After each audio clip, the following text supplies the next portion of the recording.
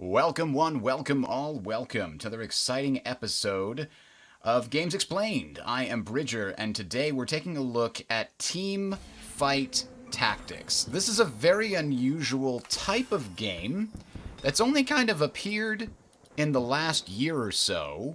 The first of this genre, I believe, was Dota Auto Chess, which was a mod for Dota 2, to the best of my knowledge. And it is essentially I guess it's hard to really explain it without showing it to you, but let's take it from the top. We've got 8 different players you can see over here on the right. We all start at 100 health, right? And we are essentially trying to survive. The last one survives wins. There are 2 different phases that we repeat through. So in each round, there's an acquisition phase and then a combat phase. We're watching the combat phase play out right now. The players have absolutely no input at all into the combat phase. By the way, I'm just going to be playing in the background while we talk here, and I'll try to demonstrate some things as we go, but this is not expert play because I'm very distracted trying to explain things. So anyway, these phases go back and forth. At the end of the combat phase, you'll see I gained some money. I just went from 2 to 5. And then this is the acquisition phase where we get roughly 30 seconds to spend buying other characters and then moving our characters around on the screen and deciding I want this one over here, I want this one here, and this guy's going to be in the front, and this guy's going to go in the back here. And so that is, and I can sell this guy. So that is the meat of the game, is the decisions that you make in the acquisitions phase. There's also items that you can place onto characters, and if you combine 2 simple items, they make an advanced item, like, you know, this blue tier here plus the Negatron cloak makes Hush. So that's the flow of the game. Acquisition phase, acquisition phase, combat phase. You get money at the end of combat based on how you do, and then you spend it in the acquisition phase. And so that seems like it's fairly straightforward. But let's go a little deeper, because as I was putting together the sort of talking points, for lack of a better word, for this, I realized this is damn near as complicated as some of the Paradox games that I've tried to explain as well. So let's go into this and see how it goes. So, as I said, we've got 8 players. You can, in fact, watch the other battles that are occurring. So this is 2 other players that are fighting. This is 2 other players that is fighting. This is 2 other players that are fighting. And then I can go back to mine, and I'm over here losing pretty badly against this player. So these rounds are faced either against AI or against other players. The first couple rounds that you watched earlier were against the AI. All games start with a few rounds against the AI while you put together a basic team. I actually wound up winning that one. That's pretty impressive. And then you start playing against other players. And you can see that this is stage 2. So player, player, player, carousel round, player, and then this is a symbol for a special AI round. In each AI round, you gain items or money or some combination of both. And in each PvP round, you play against another player and you get some kind of outcome. But every combat round, if you fail, you will lose some amount of health. I haven't lost yet against the AI or that first player, so I'm still at 100. These people have started losing rounds, so they have lost varying amounts of health. If you lose by a lot and there's a whole bunch of enemies still left on the field, you lose more health than if you just barely lose and the last enemy player, the last enemy champion knocked you down. So that is the gist of the game. Once you get to 0, you're out. You want to be the last one standing. So let's talk about these phases in more detail. We're watching the combat phase here, but the acquisition phase, as you saw before, allows us to buy and sell our champions, both the ones we have on the field composing our team, and this row of champions here, which is like our bench, our sideline. We can move these champions into and out of our main team as much as we want, but generally speaking, this is a holding box for when you have the ability to move more players onto your team. For example, I just reached a new avatar level. My avatar level went to 4. You start the game at 1, then I was at 2, then I was at 3, now I'm at 4. So because I'm at 4, I can put a 4th character out onto the board now. So sometimes you have characters sitting on the sideboard just waiting for the ability to get out there because your teams gets bigger and bigger over the course of the game. The maximum number of players, the maximum level you can get to is 9. So generally speaking, the maximum number of characters you can have on the board is 9. And if you manage to level up before your opponent, you might have 4 or 5 when they only still have 3 or 4 on the field. So, the offer that's at the bottom of the screen here, you may have noticed, refreshes at the end of every combat phase. And it's generated randomly, but within certain parameters. So, you have a limited pool of gold, which, as I mentioned, you get more of each at the end of each combat round. And we'll talk more about that later. But there are always 5 champions on the offer, and the champion offer refreshes after every combat phase, but you can also purchase refreshes with this button here, and we'll come back to that. Now we're on what's called a carousel round. In this round, in reverse health order, so lowest to highest, these players, you can see the rest of us are all locked in here, but the lowest health players got first dibs at picking a champion and item combination here. So this is one of the ways you can gain items, and we'll come back to talking about that later. I guess I'll go after this assassin because we already have a couple of assassins on our team, and we'll explain more about why you would choose different characters as we go forward. So this is a carousel round, and it's a big advantage to the players who are losing. Because they get first pick. They can maybe get the champion they needed to fill out their roster exactly the way they wanted, or they'll get first pick at the really good item that they were hoping to get, etc., etc. So I might, for example, switch this character out here, and we'll talk about why later. So, actually, let's do that one. There we go. So, why not? Let's just buy these just because. So, getting back to this offer, you can spend 2 gold to refresh it again. And look, I actually got the one that I wanted. I got a Kha'Zix. And these champions, when you buy them on the offer, they come in at what's called 1-star strength, the weakest version of that champion. When you buy 3 of them, they immediately combine to make a 2-star strength unit. That increases the unit's health and its attack and its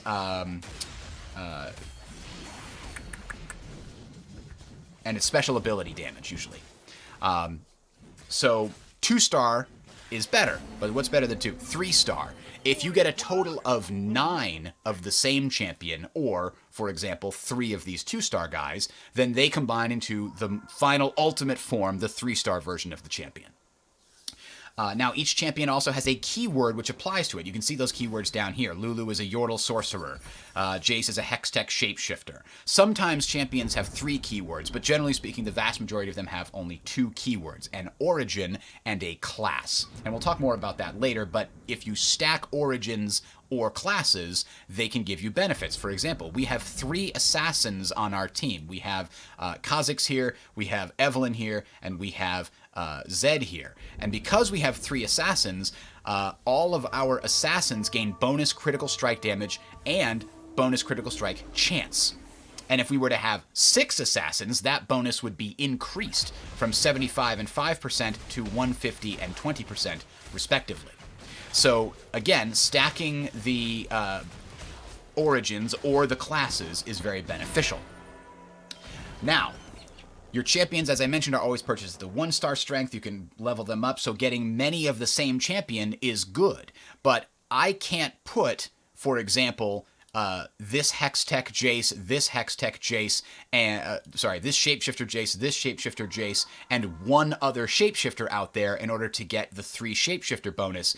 The classes and origins only stack with different champions. So 2 1-star Jaces don't count as 2 Shapeshifters, they only count as 1. So moving on here, let's continue looking into our various options. Now, when you're rearranging your team, that's the other thing you can do during this planning stage. In addition to buying things, you can also rearrange your team. You can decide, well, let's pay to get another guy on the field. We want to put our tank guy up front here, and we want to put her in the middle so she's protected, and we want to put our assassins at the back, because one of the things that's sort of unique to assassins is even if you don't have more than one assassin. All assassins, regardless, have an innate power to jump to the other side of the battlefield and leap at the farthest enemy. Most of these do not give an innate power. They only give you a bonus if you stack the characters. Like Wild only gives you these bonuses if you have 2 or 4 respectively. So the vast majority of these act exactly like that. Assassins are a special case, and you can see that here. Now, let's talk about the combat segment. You can see I haven't really done anything while we were fighting the combats here. And that's because you have no impact on the actual combat. Everything you do is what leads up to that combat. So let's see if we click through a few times here. We got another Evelyn, we got another Darius, and now we've got a level 2 Darius. If we can click through and find another Evelyn. Now, I'm spending gold each time. I'm losing my gold, so this is kind of a push your luck mechanic. I've already got a couple of Nidalees. I could get another one and hope to get enough to get a level 3, a 3-star Nidalee, but let's just keep going looking for an Evelyn here. No good luck. No good luck. Not looking good. So that wound up being a big waste of gold. Now, again, I could have also been looking for more than just Evelyn. For example, I could have been looking for more Kazakhs while we were going through there. So, the combat is all about trying to figure out why is your team doing well and what can you do to adjust it if it's doing poorly. So maybe if this team is working out poorly because the enemies are all stacking up their guys over here and they go through and attack my weaker characters, maybe I shift this guy over so that he is the first one to be targeted, because the AI of the combat is very simple. Things are, generally speaking, just going to target the thing closest to them, and then they're just going to attack that thing until it's dead. So putting your tank up front and giving him a bunch of defensive benefits like, oh, let's give him magic resist. Now he is going to last longer and absorb more damage while my damage dealers in the back lane just do more damage from there. So that sort of basic team comp makeup is kind of evokes the D&D sort of tabletop tank and maybe World of Warcraft if you're more familiar with that positioning mechanics. So now let's talk about your avatar itself. This is just a little character that looks different depending upon what you've chosen, and you can buy more avatars in the store. This is purely cosmetic. What your character looks like, the fact that they have a cool looking avatar just means they spent some money in the store. It doesn't have any impact in the gameplay itself. I haven't spent any money, so mine looks very plain. So everybody starts at level 1, and your avatar levels up after acquiring enough XP to get to the next level. Each next level costs more XP than the previous level. So the first costs 2, then 6, then 10, then 20, then 32, etc., etc. You can see we are at level 5. To go to level 6 costs 20, and we have 6 XP already because you get 2 XP every round at the end of combat. So you can very slowly level up, but generally speaking, you're going to want to spend some of your gold, because if you don't spend any gold on leveling, your team of 5 is going to go up against teams composed of 7 or 8 or maybe even 9 enemies by the time you've leveled up to 6 without spending gold. So that can be a huge advantage, and it can mean you can take a lot of extra damage to your avatar. So you can spend 4 gold, and that gets you 4 XP. You can also, so the other effect of your avatar, in addition to determining the maximum size of your team, is it also affects which champions are available here on the offer. Now you can see these champions have a bunch of different colors and a bunch of different costs. That is because they come in multiple different tiers. Tier 1 through Tier 5. Tier 1 champions have this gray color. Tier 4 champions are this pink. Tier 3 are blue. Tier 2 are green here. And let's grab another Evelyn. Remember we were looking for a third Evelyn?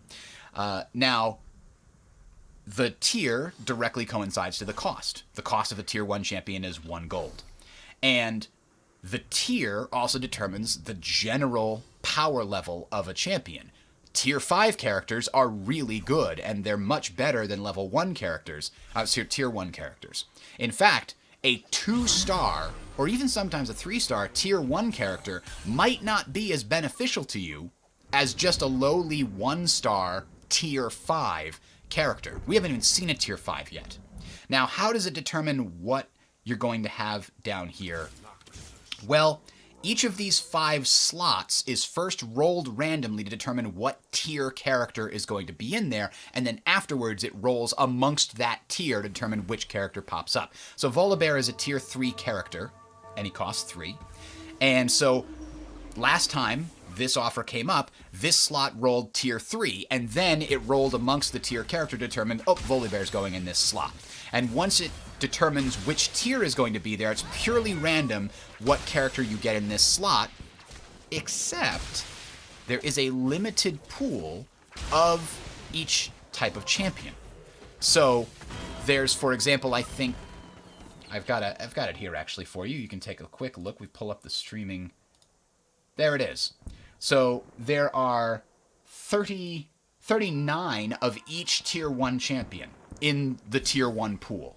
There are 26 of each tier 2 champion in the tier 2 pool, etc. In the tier 5s, there's only 10 of each tier 5 champion. Now, because let's say that, take that example we had before, when that slot rolled tier 3, it did so as part of this screen here. My avatar's level was level 5, so for each slot there's a 35% chance that that slot is going to be tier 1, there's a 35% chance it's going to be tier 2, 25 and 5 respectively for tier 3 and 4. So the reason we've seen no tier 5s is because there's literally 0% chance of getting tier 5s until you get to level 7 on your avatar. So that's another reason you want to spend gold leveling your avatar up, because if you do, you get first shot at trying to get those tier 5 champions, or sometimes maybe even tier 4 champions at a higher chance before your opponents take them, and they become less likely to pop up for you. So if you are waiting for a specific tier 4 or tier 5 champion to perfectly complete your synergy, well, getting there first gives you a better chance of finding it. If somebody else gets there and buys up 2 or 3 or maybe even 4 copies of that champion, it's going to be much harder for you to get, even if there's more in there. There's 13 of each Sejuani in the pool, because she's a tier 4 character. But if somebody else takes 3 or 4 of them, yeah, there's some left, but it's less likely for you to roll those every time because somebody else grabbed them. And again, part of the game is checking what your opponents are building and saying, oh, hey, they've already got 1 Sejuani, they've already got 3 Garens, because this is a 2-star Garen. That means they've built 3 of them. So looking at that and going, oh, maybe I don't want to try to find Garen. Maybe my synergy is best going in a different direction because Garen's going to be hard to level up to get him to 2 or 3 stars. So that's an example. Here you can see an AI round that we're fighting against right now, and the AI drops these things. It's either money or items, or sometimes it gives you characters early on, which you can sell for items if you don't like them. Now, we haven't talked about items. Oh, and there we go. Didn't even pop back over here. So when you fight against the AI, they drop these little things, and they turn into items over in the corner here, or sometimes loot. And you run your little guy around to grab them. And you can also do cute things like you can taunt. Oh, look at that little guy. He tries to think he's so strange and strong and threatening. No, he's not really, though. Okay, so that is essentially one of the main things that you're looking at when you're coming to your avatar, is how likely you are to get the higher tier characters. Now that can work against you too. If, for example, you have 8 Cassidans, meaning you have 2 2-stars and 2 1-stars. You're 1 away from completing the combination to get a single 3-star Cassidon. But you're level 9. If you go back and look at the thing here, well, level 9 has only a 10% chance to produce any individual, a tier 1 champion. And then after it rolls that 10% chance, then you would have to roll a Cassidon specifically. So if you're going to try to get a bunch of lower tier characters to try to get a 2 or a 3-star version of them, doing that early on before you level up can be beneficial. Sometimes you might even sell your level 1 characters later so that you can replace them with higher tier characters that might fill a similar role in your roster. So that's how your avatar level works. Let's talk about how you generate gold. Meanwhile, we should probably spend some of our gold here. We've got already some Evelyns. We can maybe get other Kazakhs. We've now got a total of 5 Kazakhs, the 3 on the field plus the 2 here. I don't think we're going to use these Jaces, so let's make room for other things. We do have the Nidalee there. We could try getting a high-level Nidalee. We can try getting another Darius. I think we're actually going to get rid of these phantoms here, and we'll try... There we go. Okay, so now we have 2-star Kazakhs here, which is 3, and we have 2-star Kazakhs, which is here. So we have a total of 6 Kazakhs, and we're looking for a couple more.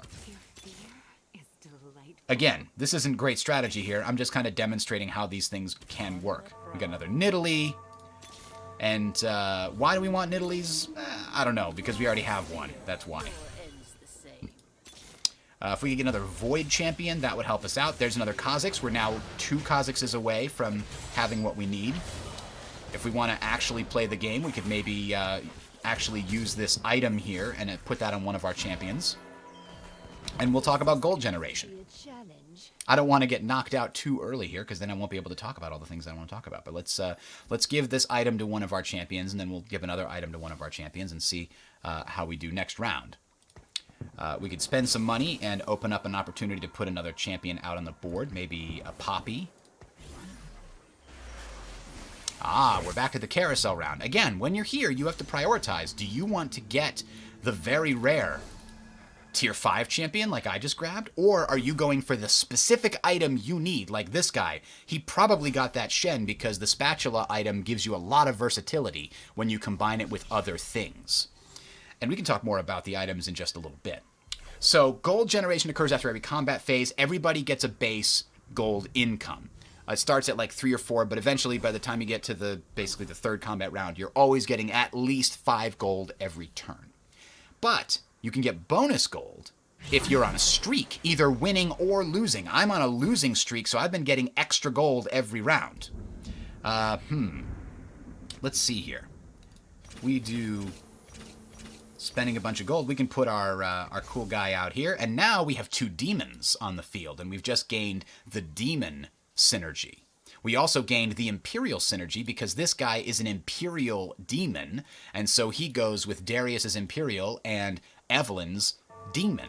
So both of those just became triggered. Now, that's no guarantee it's going to keep me alive here, but we'll keep doing a little bit of play here while we're going in the background. So gold generation, as I mentioned, for winning or losing streaks, it's the same. You can see it right here. If you win 2 in a row or lose 2 in a row, you get 1 gold. Once you get to winning or losing 4 in a row, then you get 2 gold per round. And once you get to 7 or more, it's 3 gold per round. They are about to finish destroying me here. I forgot to actually give the items away. We probably got 1 more round before we get eliminated because I'm playing poorly because I'm not focusing. But the last things that you can get gold for, and let's pop over to a quick cheat sheet for you here. Bada bing. Right there. So you can see here all of the gold generations possibilities, the base values and all these things, but also the streak values. But you also gain interest based on the amount of gold you have in the bank. So if we go back to the game here, you can see I've got 3 little shining golden things on the left because I have at least 30 gold, which means I earn an interest of 3 gold per turn. This is a very interesting mechanic because it puts a lot of, I guess, pressure, for want of a better term, on you, the player. And we're going to do this, and this, and this.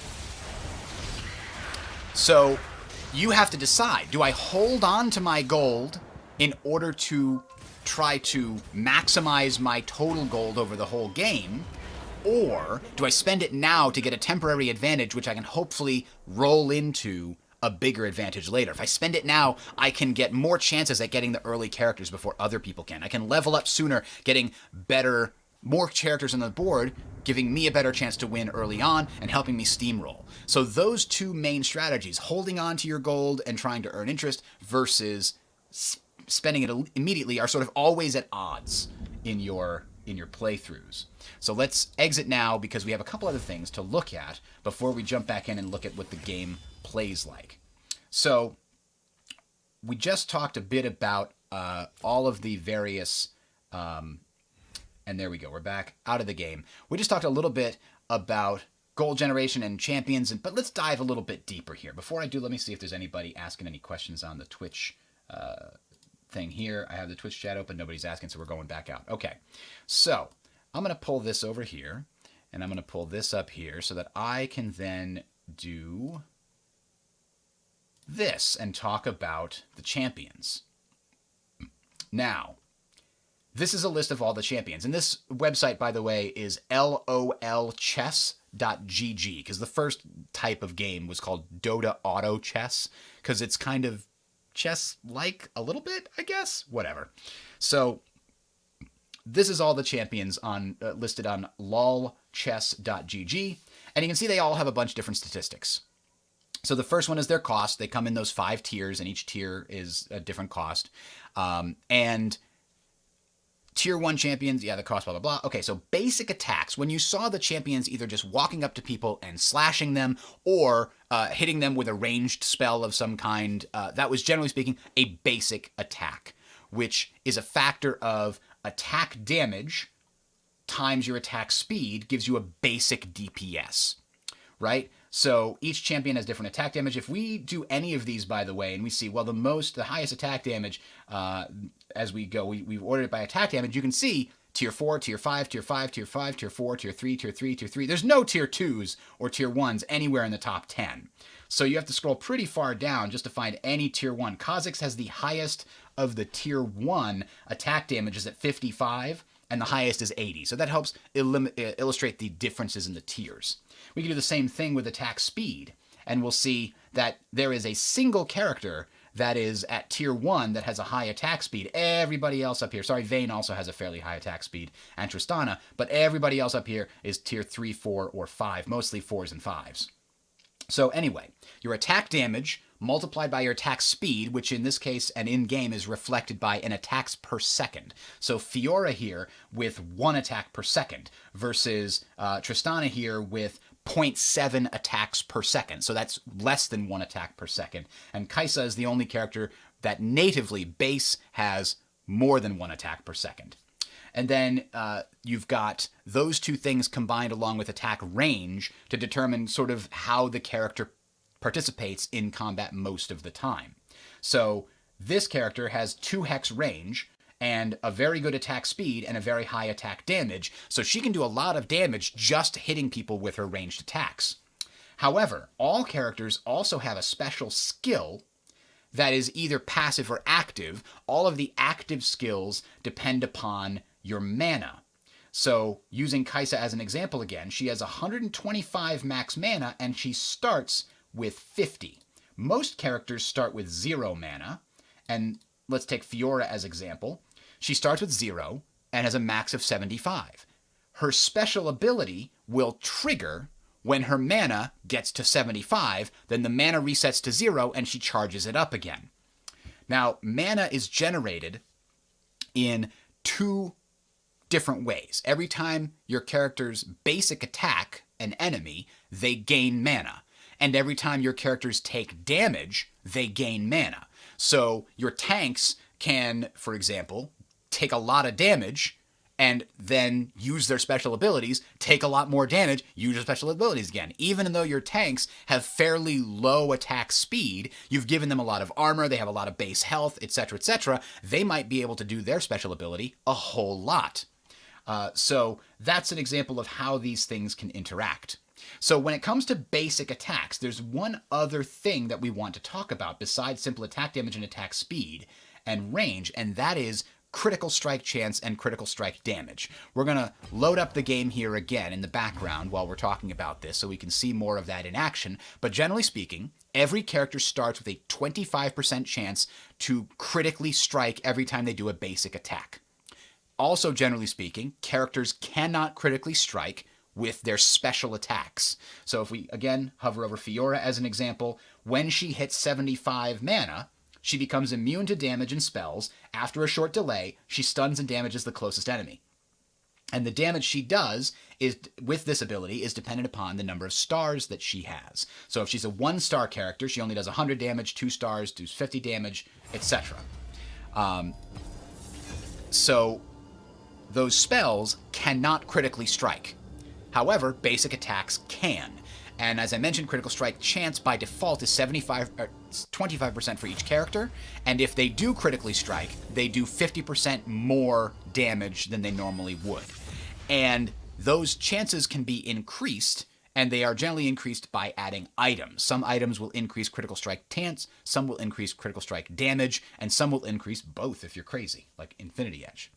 So those are your basic attacks, and those are all the things that interact with basic attacks. Attack damage, attack range, attack speed, and critical strike chance and critical strike damage. Now, the thing about your basic attacks is your opponents are going to have defensive statistics that benefit them in countering your attacks, both your basic attacks and your special ability. The most obvious defensive statistic is health. Some characters have a bigger health pool than others, and we can click on this button and see Cho'Gath has the most health. He's a tier 4 character that's generally like tanky. And the weakest character is Fiora, who only has 450 health. So we mentioned that she had a very strong, for a level 1 character, a very strong attack speed, but she's also a glass cannon. You could stick a bunch of health and armor items on her and make her sort of a tanky character that can attack fast, and that's one strategy you could pursue. So health is the first and most basic defensive statistic. The next is armor and magic resistance. Now, they don't show a column for magic resistance here, which is interesting because armor and magic resistance is also often different. Let's look at Cho'Gath, for example. Cho'Gath has 20 armor and 20 magic resistance, so he's sort of a basic... They're the same there, but for example, Garen has 40 armor and 20 magic resistance. I believe most characters have 20 magic resistance or so. So we skipped the actual first carousel, it just gave us a character. And you can see, let's look a little deeper into this character's statistics now that we're talking about it. He's got 115 attack damage, which is 65, his base number, plus 50. That 50 comes because ninjas get a bonus if there's either one ninja or all 4 ninjas. You get no bonus for 2 or 3 ninjas, which is very interesting. Also, thematically kind of makes sense with ninjas. So, here's an item that we're picking up. Boop. This item, one of the earlier items, often gives you characters instead of gold or other things. But we can sell these characters if we wanted. But we're going to put that out there just because. So, again, we're looking at a small bonus, but it's listed there. If we look at her, she doesn't have any bonus. She just has her base attack damage. So we'll go back to Zed here. 25 armor and 20 magic resistance. Now, armor and magic resistance are calculated in a fairly easy equation. Take your armor and divide it by armor plus 100. So an easy example would be, if this character had 50 armor, then you would divide that by 100 plus 50, 150, and that's 33%. So a character with 50 armor has 33% resistance to, or damage mitigation against physical attacks. Armor counters physical attacks. Magic resistance, you guessed it, counters magical attacks. So for example here, this 25% gets us 20 resistance reduced damage from basic attacks. You may notice that formula means that you get diminishing returns with your armor. So a character that's at 50 armor gets 33% resistance. If you go to 100 divided by 250, 100 divided by 200, that's 50% resistance. So the first 50 gets you 33% mitigation. The next 50 only gets you 17% additional mitigation, diminishing returns. The more armor you have, the more armor you need to get the same benefit. So what do we have here? We got demons, assassins. We've got a demon. We can grab a demon here. We'll grab an item from the little ball. And I think you guys can't see what I'm showing. Oh, yeah. Here we go. Let's go back to the game here. So, again, we're looking at attack damage on our Zed here. He's got 65 plus 50 because he's a ninja. He's got this armor, and again, hovering over everything in the game helps you show what's going on there. 20% reduction. It does the math for you. Then, addition to magic reducing magic damage and armor reducing physical damage, basic attacks, there's another type of damage. True damage. Physical damage or basic attack damage is shown in these orange things. Magic damage is shown in blue and done by abilities as opposed to basic attacks. The other piece to this is true damage is done in white. And some characters have the ability to get true damage. Hey, look at that. We've got an extra demon there. So now we've got double demons plus a ninja. So true damage is especially great because it ignores your armor and magic resist. It is not reduced by either, as you might imagine. So let me pull up my notes here. There we go. So that's basic attacks. That's your defenses. There's one other type of defense, and that's dodge chance. No character has a dodge chance to start with. Instead, it's something you can add to your characters with items. So the other things that you can see here, aside from health and mana, attack damage is right there. Armor, magic resist, attack speed is right there. There's your critical strike chance and your critical strike damage. And then range is, for whatever reason, expressed in this 3-digit number, but it is always equivalent to a number of hexes away from your character. So 180 is 1 hex range. And if you look at her, she's got 420. That's 2 hex range. Another character would have 660, I think, is 3 hex range, and 8 something is your 4 hex range characters. I don't know why it's expressed like that. You just have to memorize it. It's 1, 4, 6, 8. 1 is 1 hex, 4 is 2 hexes, 6 is 3 hexes, and 8 is 4 hexes. It's just, in that order, it's pretty obvious. Okay. So that's your range, that's your percent chances, and as I mentioned, there's no dodge chance. And a dodge chance is just the chance to evade the attack completely, mitigate it 100%. But items can give you that dodge chance, depending upon what they are. There's also a character, Shen, which can create a dodge field where everybody around him, all his teammates, dodge no matter what, which is pretty valuable. So those are the defensive statistics. Let's talk a little bit more about those special abilities, and specifically spell power. Spell power multiplies a spell's magical damage. We've seen the different characters use their special abilities as we've been watching here.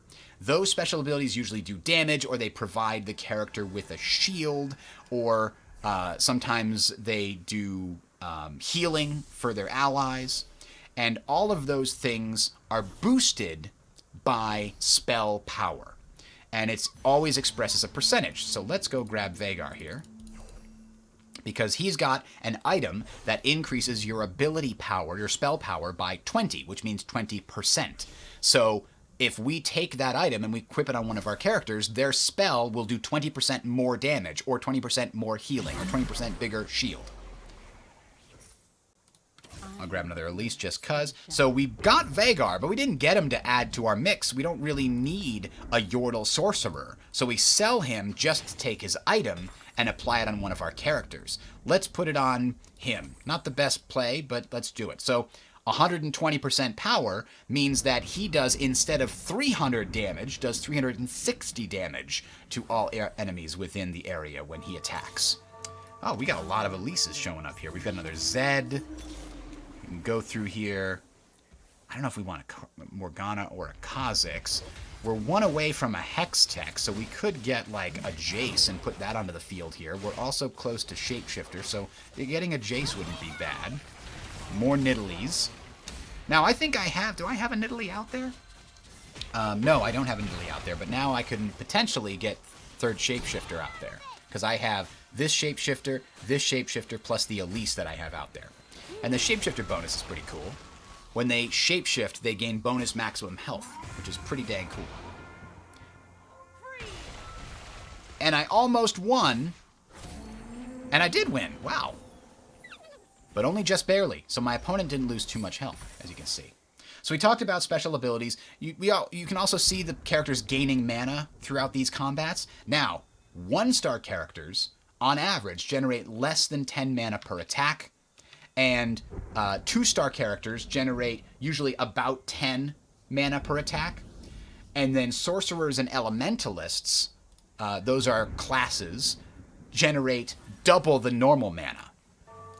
So they can benefit from their spell. Their spell is their usually spell. Sorry, let me restart. Sorcerers and elementalists generally don't have very strong basic attacks. They're not very tanky, but their spells are really good. So if you can keep them alive, those spells are going to go off multiple times and do a lot of damage to your opponent because they generate mana faster. Now, a character that has a fast attack speed can also generate mana fairly quickly. So you can boost your character's attack speed with items and other things. So that's how the special abilities work. If you take more damage or do more basic attacks, you'll generate that mana faster, and you'll trigger your ability faster. Now, most of these are active abilities that I've been talking about. You get to a certain level, and it goes off. So Aatrox, he starts at 0, and he gets to 75, he does a special spell. The Vi here, she starts at 75, but needs 150. So the first spell that she does only needs to get 75 more. It then triggers, but then it costs a lot for her to do it again. So the idea behind her ability is she's going to do that one time early on in the fight, and maybe again later, but much less likely to get it quickly, because she doesn't get to start with that 75 mana the second time. You can see it right there. It went away, and she went all the way back down to 0. So that's how all the special abilities work.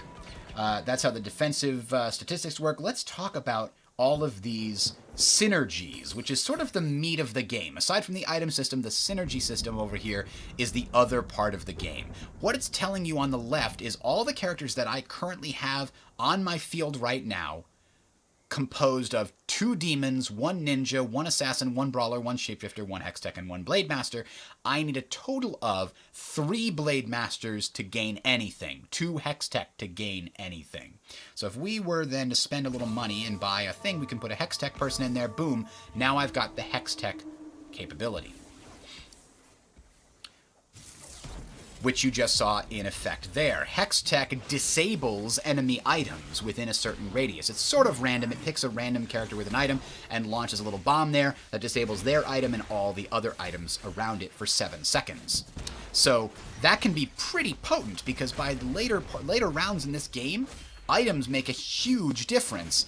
And so if you are able to disable your enemy's items for the first 7 seconds of the game, that's going to give you a big advantage. So that's why Hextech is great. You can see once you get to a certain point, the game speeds up and everybody's attacks go twice as fast. That's just the thing to, so if one particular fight is taking longer than normal, it'll resolve a little bit faster that way. So I'm going to also show you, while we've got it sitting here, I've got a Giant's Belt. That's a basic item. Zed is also wearing a Giant's Belt. And Aatrox has a basic item, the Needlessly Large Rod. Almost every basic item equates to one of these different statistics. So there's one item that gives you attack damage. This Needlessly Large Rod gives you spell power. Armor, Chain Vest gives you armor. Negatron Cloak gives you magic resistance. There's a special one that gives you attack speed, another one that gives you critical strike and dodge, and another one that gives you health. And so what we're going to do is we're going to take this, and we're going to see, we could put this on one of our characters that doesn't yet have an item, and all it will do is give them 200 health. We can also put it on a character with another basic item, and the 2 items will combine to make an item that does more than the 2 parts if they were separate. So we know that, for example, Aatrox has this thing that does plus 20% spell power. If we combine that with this Giant's Belt, not only do we get something that does plus 20% spell power and plus 200 health, but it also has this special passive ability listed on the bottom. Now we can also look and see, oh, okay, that's one of our options. Let's hover over the other character. Oh, if we combine a Giant's Belt with a Giant's Belt, not only do we combine both of their health to get a total of 400, but the wearer regenerates 6% of their health per second. Well, that's pretty cool. Let's see how that works out. By the way, you combine that with characters that start with a lot of basic health, or have some bonus health somehow, and the Giant's Belt is pretty crazily strong. You can see he's slowly regaining his health. Every round it goes up a little bit. He's taking damage, but he's also regaining health. It's not enough to 4 people are shooting at him, but it was enough for a while when he was only getting attacked by 1 enemy. So let's talk a little bit more about items, I guess, since we're right here. So every character can equip up to 3 items. And generally speaking, that's going to be 3 advanced items, because every time you equip 2 basic items on a character, they combine into an advanced version. Now, there's one item which is really different than all the rest, and that's this spatula.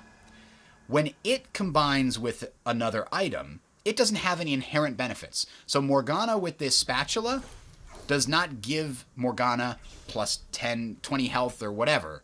It gives nothing. But when combined with another item, it doubles the value of that item and gives some other basic effect. So let's take a quick look at Jace's thing. Oh, I can't click on him. But this chain vest gives 20 armor. If you combine the chain vest with the spatula, then you would get 40 armor and another effect. Let's sell this Morgana and take a look at what this spatula can do for us here. You can see if we put it on this guy here, he doubles the value of that needlessly large rod, but he also gets an additional keyword. He becomes a sorcerer. So if we had him out there and we had 2 other sorcerers already, and we were just hoping to get a third one, but we didn't find one that worked for us really, then we could put this on him, make him a sorcerer, and complete the synergy on the left. That would have the added bonus, if you remember, sorcerers in particular have the innate ability to generate more mana than sorcerers and elementalists than the other classes.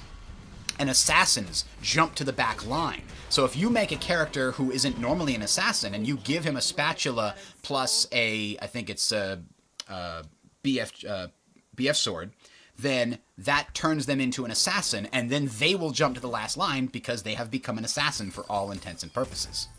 We have a lot of money here. We can buy another Elise. We now have 6 Elisias. And we got another Zed. There we go. We got level 3 Zed. The reason we're falling behind is because all the other people have now got a lot of level 3 characters, and we don't. So I'm trying to make that difference right now. There's our level 3 Aatrox. Sorry, 2-star is what I meant to say. Everybody else has got 2-star. Maybe some of them have 3-star, but generally speaking, there's another Evelyn if we wanted one. Oh, I don't think we had an Evelyn in this game.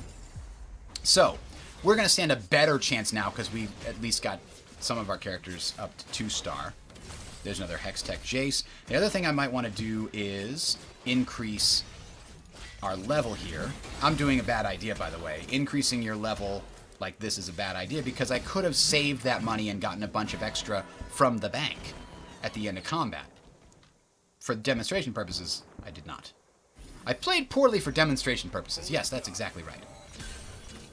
And I can't quite make it to where I want, so I guess I'll have to wait one more round. But what I can do is try to change this around a little bit. So we don't have any... Yeah, she completes our Hextech situation, but we don't have any other brawlers. We can replace her with a Shyvana, and now we've got the 3 shapeshifters with the shapeshifter bonus. That's probably more valuable than the Hextech bonus in this particular instance. Alright, so let's talk a little bit more about these items, and to do so, I'm going to switch away from the game for a moment and sort of show you what the items look like right here. So across the bottom and left, you can see all the basic items.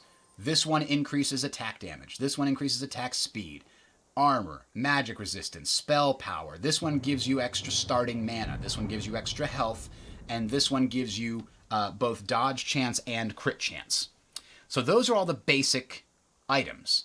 When you combine them with any of the other items here, you get this grid. So you've got a BF sword plus a BF sword equals a death blade, which gives you benefits of both plus the additional bonus. If you combine a BF sword with a recurve bow, then you'll get a giant slayer. So not only do you get the attack speed and the damage, you also do an extra 5% of the enemy's max health as true damage. So there's all kinds of crazy good item combinations in here.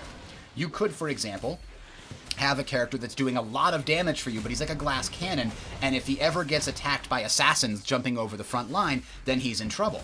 Maybe you give that character Guardian Angel, because when they die, they'll revive one time, 500 health, and it gives them a little bit more survivability and a little bit more damage.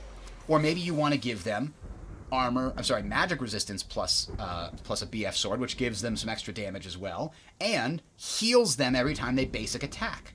So, if you have a character that has a high attack speed like a Fiora, maybe you give them a Bloodthirster so that she can heal every time she attacks. She attacks a lot very quickly anyway, but then you stack a rapid fire cannon on top of her, and she attacks even faster than normal, and her attack range is doubled, and she's healing every time she attacks. This sounds like a lot. I totally get it. The amount of information on this screen alone is probably super overwhelming. And again, you can get to this cheat sheet by going to lolchess.gg. And you can see it right there at the bottom. So it's a very handy tool to have open in a separate window, or maybe Alt-Tab out to it while you're playing. So that gives you an idea of how these items work and how you can synergize them with both the benefits of the champions you have, the synergies that you've built, and the other items that the champions have already played. Now, I did mention that the spatula is a little bit different than all the others. Most of the spatula's combinations give an extra keyword, just like that Yordle one we saw earlier, right? This one here gives the character the keyword of Sorcerer. I'm sorry, not Yordle, Sorcerer. This one here makes them an assassin. This one makes them a blade master. This one makes them a knight. This one is one of the only exceptions to that rule. It summons a little spirit that does bonus attacks. So if you have a fast attacking champion with a lot of damage, this one can be very beneficial. Then this one makes them a demon. This one makes them glacial. And this one makes them a Yordle. Lastly, this is the real interesting one. If you manage to get 2 spatulas, your team is one size bigger. So if you're a level 7 champion, or a level 7 avatar, you can then have 8 champions on your team. This lets you exceed the maximum normal amount of 9 champions. If you manage to get 2 of these, there's only one game I ever got 4 spatulas and was able to get 2 of these, but in that situation, you can, now let's, who do we grab here? Who do we grab? Just for the hell of it, Karthus. Now, in any situation where you manage to get 4 spatulas, you can have 2 extra champions, as long as you combine the spatulas with each other. So, that's the basic item system. Let's hop back in here in the game and talk a little bit more about the synergies. Let me pull up my discussion points here. So, let's see. Multiple characters with the same origin grants you bonuses. Multiple characters with the same class grants bonuses as well. Now, we can take a quick look at how these things actually work out, if I can find... Yeah, so we've got Vi. She's a brawler, right? And it looks like I got a bunch of items here that I can pick up. Alright, I've got a Vi out there. She's a brawler. You'll notice that we don't have the brawler bonus, but if we had 2 brawlers, each brawler would gain 250 bonus health. If we had 4, each brawler would gain 500, etc.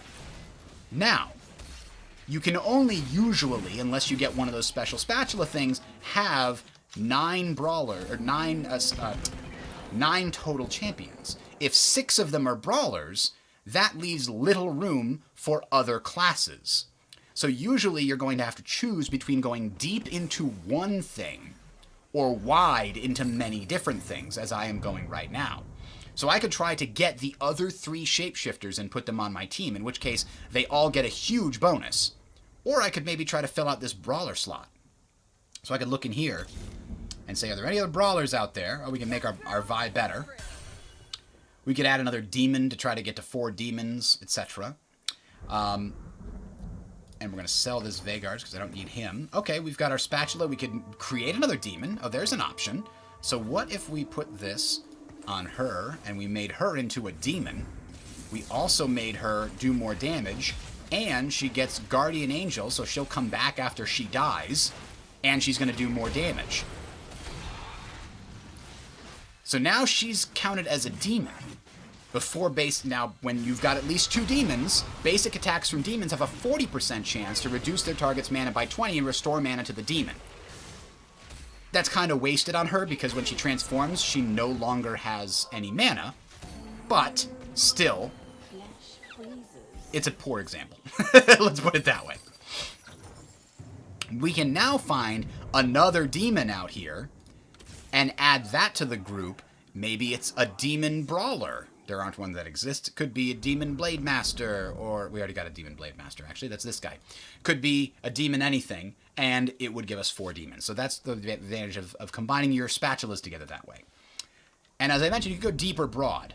And to illustrate that, we're going to take a look one more time at the special channel here.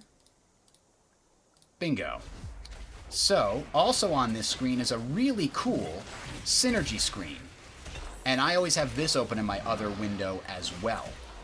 Now, what this shows you is all of the classes on the top and all of the origins on the left and where those characters fall into that tree. So, for example, Volibear is a glacial brawler, so he falls here. So that means it's very clear he synergizes with all of these other glacial champions and all of these other brawler champions.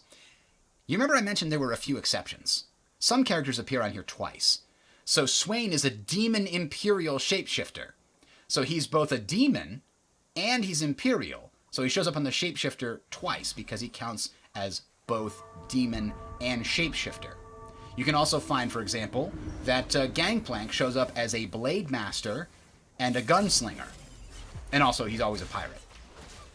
So, I think there's one other champion, Kaisa, is considered to be a Void Assassin Ranger.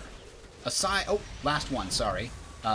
Nar is a Wild Yordle Shapeshifter. So those 4 characters are the only ones that have more than 2 keywords. But otherwise, what you want to do here is look for the box. To use an example, one of my favorite boxes kind of looks like this. Here's a box. What that means is if you were to get the characters in these corners, then they would all synergize well together. If I were to get all the characters in the corners, I would have, so if I got a Kha'Zix, and I got a Kassadin, and I got an Ahri, and I got a Rengar, I would have 2 Voids, 2 Wilds, and if I also got Kaisa, 3 Assassins, and I would then have 2 Sorcerers. So I'd be very close to getting lots of different synergies. I could then combine them with these other characters in the Wild Tree to go for 4 Wilds. I could instead get more Voids. I could maybe go this way and get lots of Brawlers that synergize well together. Or maybe I branch out down in this direction and get some Sorcerers to go all together. That's just one example. Here's another one. Boom, boom, boom, boom, boom. There's a different box. But if you get those 4 in the corners, you can then sort of synergize really well with your Glacial. You've also got 2 Rangers and 2 Demons, and you've also got 3 Elementalists. You can branch out and grab a Brawler and a Hextech like that, or maybe a Knight can go down to here, and those options all allow you to sort of look at this with a 3-dimensional view to see what's available to you. So if I start with an Ashe, for example, I'm not just looking for Rangers and Glacials. I'm looking for Rangers, Glacials, but also maybe Knights, because you can see that Rangers go really well with Knights. There are 3 different intersections between Rangers and Knights. And if I get a Rek'Sai early on, I'm looking for Brawlers, but I'm also looking for Wilds, and maybe also Glacials, because Volibear is a pretty good Brawler, and that can sometimes be a great combination. So this tool, again, lolchess.gg, and then go to the cheat sheet, can be very helpful in determining what is going to be a good strategy, but it all depends on what becomes available to you. So with that having been said, what I'm going to do now is end the video and play through a game actually trying to play and explaining what I'm doing so that you can see what a full game looks like live and understand what I'm doing and why I'm doing it. So with that, thanks for watching. If you're watching live, check back on the channel in about 2 minutes and we'll have the next video up. If you're watching after the fact, go ahead and just search my channel for the next video. It should be very easy to find. Just search for Teamfight, all one word, Tactics. Teamfight Tactics.